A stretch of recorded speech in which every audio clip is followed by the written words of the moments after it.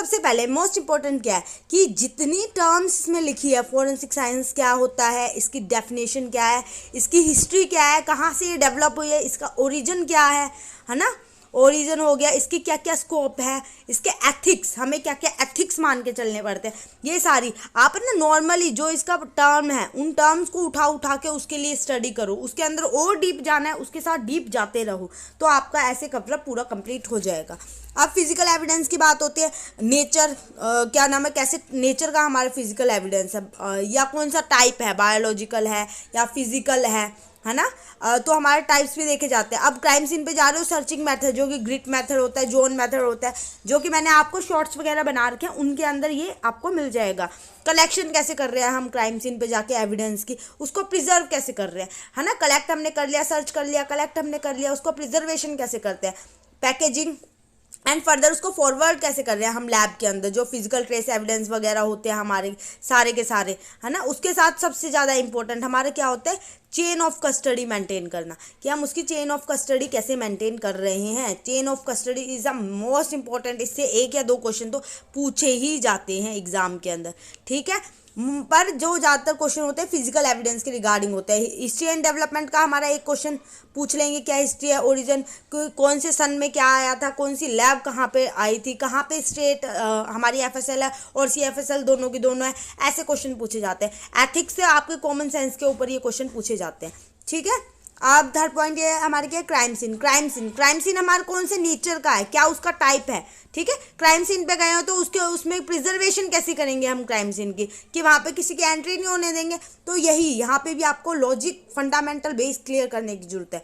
अब criminal investigation, unnatural death की कैसे हम करेंगे, अननेचुरल डेथ है ना। अब क्राइम सीन पे गए हो तो पता थोड़ा है हमें ये अननेचुरल है या नेचुरल है कैसे है, तो हमें उसको कैसे डील करना है, डील करना अभी आपको पढ़ना पड़ेगा। क्रिमिनल असोल्ट, सेक्सुअली ऑफेंस, जो सेक्सुअली ऑफेंस में मैं आपको एक कंप्लीट वीडियो ले आऊँगी जिसमें जितने भी टाइप के सेक्सुअल ऑफेंस है वो सब कवरअप होंगे, तो इसके लिए आप टेंशन मत लेना। पॉइजनिंग के केसेस हो गए, व्हीकल के, अब देखो पॉइजन इससे भी कनेक्टेड है और यूनिट 4 से भी, तो ये मिक्सअप करके क्वेश्चन पूछ लेता है हमारा, ठीक है। अब एक्सीडेंट के केसेस हो गए व्हीकल से, तो कैसे उसमें हमारे फिजिक्स के एविडेंस होते हैं, फिजिकल फाइबर हो गए, उसका पेंट हो गया, तो उसकी कैसे आप कलेक्ट करोगे, उसको कैसे प्रिजर्व करोगे, उसको मतलब कैसे डील करोगे कि वहाँ से आपका कोई भी मिस ना हो जाए सामान, ठीक है। तो आपको ये सब करना है। इसके बाद कोर्ट की हमारी हिरार्की पढ़ने की, हमारा पहले सुप्रीम कोर्ट आ गया, फिर हमारा हाई कोर्ट आ गया, उसके बाद हमारा सेशन कोर्ट आ गया। तो ये जो सीक्वेंस है आपको सीक्वेंस के साथ साथ पढ़ना है। जुडिशरी आ गया, फर्स्ट क्लास जुडिशरी आ गया, सेकंड क्लास आ गया, मजिस्ट्रेट सिस्टम आ गया, तो आपको ये पूरी हिरार्की पढ़नी होगी। इसके साथ साथ आप पुलिस की हिरार्की भी पढ़ लेना, ठीक है। पुलिस की हिरार्की हो गई, पुलिस की हिरार्की के बाद हमें लैब की हिरार्की भी पढ़नी पड़ेगी, क्योंकि इससे भी आपको लैबोरेटरी का हिरार्की भी पता होना चाहिए। हमारा पहला डायरेक्टर होता है, फिर असिस्टेंट डायरेक्टर, डिप्टी डायरेक्टर होता है, फिर हमारा असिस्टेंट डायरेक्टर होता है, तो ये सारी की सारी चीज़ें आपको पता होनी चाहिए। तो आपको ये सारा इसमें पढ़ना है। जुरिडिक्शन है हमारा, इसकी पावर, कि सुप्रीम कोर्ट के पास कितनी पावर है कि ये कुछ भी कर सकता है, कोई भी अमेंडमेंट ला सकता है, इसके हाथ में सब कुछ होता है, ये कितनी पनिशमेंट दे सकता है, तो ये सारी चीज़ें आपको इसमें कवरअप करनी है। अब admissibility of evidence in a court के अंदर हमारी क्या एडमिसिबिलिटीज़ है ना एविडेंस की, कि कौन से एविडेंस कैसे कौन से सेक्शन में हमारी आई, क्रिमिनल जो सीआरपीसी है उसके तहत हम कौन से वाले को किस में डील कर सकते हैं, ठीक है ना। तो वो सारे के सारे सेक्शन है जो कि मैं आपको वीडियो प्रोवाइड कर दूंगी। Admissibility of evidence in a court, इस नाम से आपको वीडियो मिल जाएगी मेरे पेज पे। डेफिनेशन ऑफ एक्सपर्ट जो हमारा आईईए इंडियन एविडेंस एक्ट 45 है, उसको बहुत अच्छे से, उसकी लाइन टू लाइन, आपको नहीं पता एग्जाम में कुछ भी पूछ सकते हैं ना, उसकी लाइन में से लाइन क्वेश्चन उठ के आ सकता है कि इन चारों में से कौन सा नहीं होगा उसमें, क्योंकि जो हमारा एक्सपर्ट टेस्टिमनी होते हैं वो हर चीज़ पे एक एक्सपर्ट की टेस्टिमनी पे डिपेंड होती है, जिससे ही हमारा क्या नाम है कुछ डिसप्रूव या प्रूव कर सकते हैं। तो ये भी आपको बहुत ज़रूरी है, क्योंकि अगर आप फॉरेंसिक में आए हो तो फर्स्ट डे ही क्लास में आई थिंक तो आईईए 45 बता दिया जाता है, प्रोविजन इन सीआरपीसी 1973, ठीक है। प्रोविजन क्या है सीआरपीसी का जो 1973 में, इसके सेक्शन के तहत आपको बहुत सारे सेक्शंस पढ़ने होंगे जो कि मैं आपको प्रोवाइड कर दूंगी। Indian Evidence Act relating to expert and their report, जो आईई है, आईई हमारी किससे डील करती है? इंडियन एविडेंस एक्ट हमारा जो एक्सपर्ट की टेस्टिमनी से डील करती है। लाइक इसमें आपको कौन से एविडेंस, ओरल एविडेंस है, कौन से सेक्शन में आएंगे? ओरल एविडेंस हमारे सेक्शन 16 में आ गए। हैंड राइटिंग के किस में आएंगे? डॉक्यूमेंट्स के किस में आएंगे? अगर एक्सप्लोजिव के किस में, तो उनके सारे सेक्शंस आपको पता होने चाहिए, ठीक है। Court procedure pertaining to expert testimony and witness.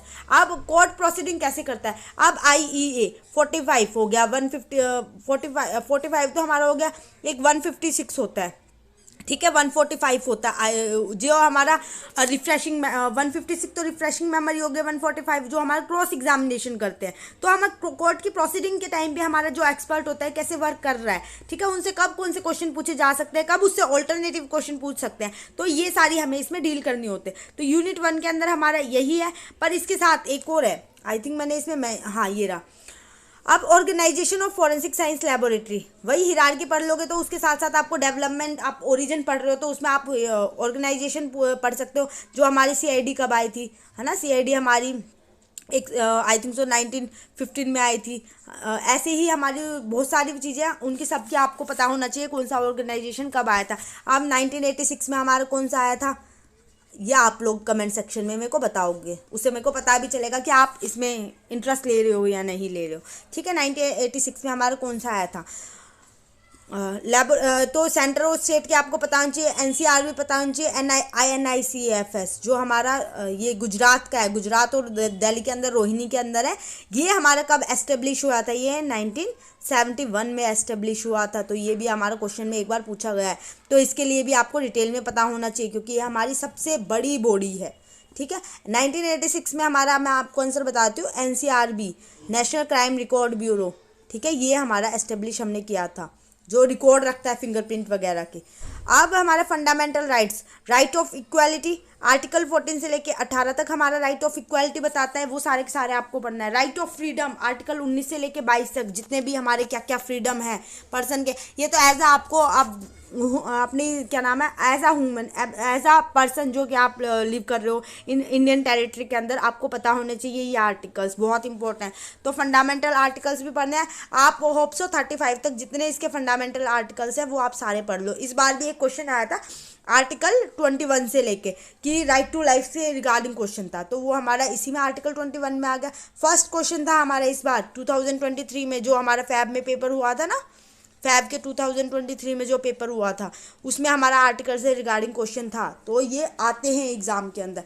Criminal profiling, जो profile of victim and culprit, it's role in a crime investigation, lie detector, polygraphy, narco analysis, brain mapping, brain fingerprinting, इसका दूसरा नाम है, स्कोप एंड लिमिटेशंस, क्या क्या इनके होते हैं, तो ये सारी की सारी चीज़ें हमें पता होनी चाहिए, ठीक है। लाइट डिटेक्शन हो गया, नार्को एनालिसिस हो गया, ब्रेन मैपिंग हो गया। और क्रिमिनल प्रोफाइलिंग, जो हमारा किसने क्या दिया था, किसने बताया था कौन से हमारे कौन से टाइप के क्रिमिनल्स होते हैं, गोरफेलो ने हमारा दिया था, ऐसे ही बहुत सारे, ऐसे सीजर लोम्ब्रोसो ने भी हमारा दिया था। तो ये हमारे profile of victim and culprit, हम कैसे क्या करते हैं, कौन से वाले सेक्शन में उनका बयान लेते हैं, क्या करते हैं, सारी चीज़ें हमें पढ़नी है इसके रिगार्डिंग, ठीक है।